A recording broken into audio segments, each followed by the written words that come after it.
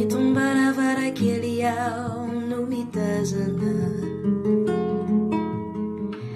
isan'andro ity ala maitso mavana. Ny voronkely mandalo sy miserana ihany, tsy afaka ampitony ty fokotomany. Eto am-baravarakely aho no mitsetra,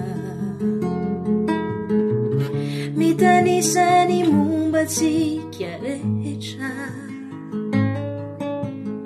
fitiavana toirany hafa rehetra ihany, na oelana ho aingana isy fiafarany. Eto aho miezaka hatrany, hanadino anao ihany, nefa tsy mety fa mampatsiaro anao. Eto am-baravarakely, eto am-baravarakely aho no mandefa, ny eritreritro tsy mety anefa,